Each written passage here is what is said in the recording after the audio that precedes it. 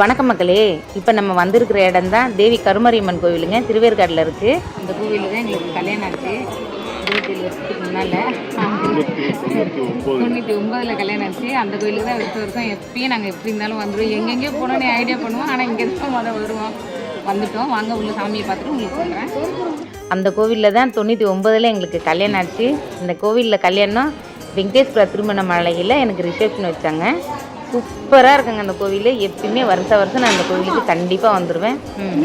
கோவிலுக்கு வந்தோம். கோவிலுக்கு பார்த்து சாமியெல்லாம் நல்லா தரிசனம் பண்ணோம். கல்யாண நாள்னால எங்கள் பேட்டிலன்னா மாலை போட்டாங்க. அம்மா சங்கத்துலேருந்து கல்வி போட்டனாலேயே எங்கள் 2 பேருக்கும் போட்டு ஆசீர்வாதம் பண்ணாங்க. இந்த இடத்துல இங்கே உட்காந்து தாங்க எங்களுக்கு திருமணம் ஆச்சு. அதே இடத்துக்கு நாங்கள் எப்பயுமே வருஷந்தோறும் மறக்காமல் வந்துருக்கோம். பிரசாதம் வாங்கி 2 பேரும் சாப்பிட்டுருக்கோம். கோயிலில் முடிஞ்சோடனே பாகம்படம் தான் கொடுத்தாங்க. இப்போ நாங்களே சாப்பாடு கொடுத்துருக்கோம்.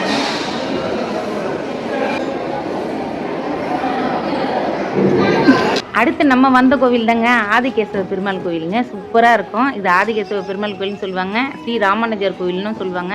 செம்மையாக இருக்குங்க. ஆனால் கோவில் வந்து 4 மணிக்கு தான் நட திறப்புன்னு சொன்னாங்க. நாங்கள் 3:15 வந்துட்டோம். உள்ளே நல்லா சாமியெல்லாம் சுற்றி பார்த்துட்டு சூப்பராக அங்கங்கே நின்று என் பொண்ணு ஃபோட்டோவாக எடுத்துகிட்டு இருந்தேன். அதோடு நல்லா சுற்றி பார்த்துட்டு செம்மையாக இருக்குங்க கோவில். நான் இது வரைக்கும் வந்ததே கிடையாது. மண்டபம்லாம் பார்த்தீங்கன்னா வேறு லெவலில் இருக்குங்க.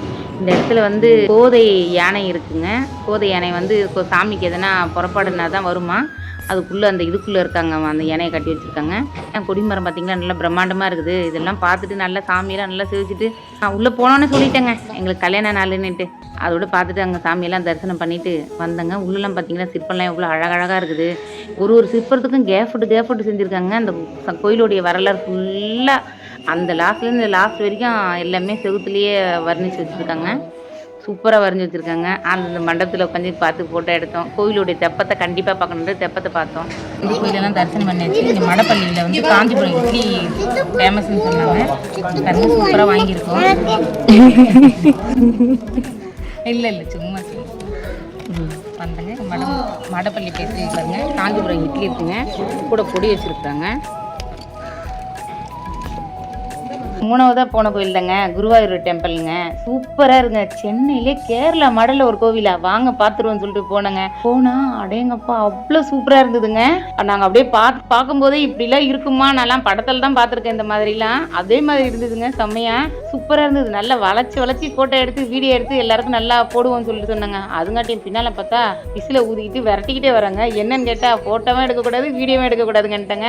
4வதாக வந்த கோவில் வந்தோரை வாழ வைக்கும் வல்லக்கோட்டை முருகர் கோவில் வந்து நல்லா சாமியெல்லாம் நல்லா தரிசனம் பண்ணோம். தேங்காய் பழம்லாம் அங்கே வந்து பிரசாதம் வாங்கிட்டு வந்து மனசில் பிரசாதங்க. எங்கே வந்தாலும் எனக்கு பிரசாதம்லாம் ரொம்ப பிடிக்கும்.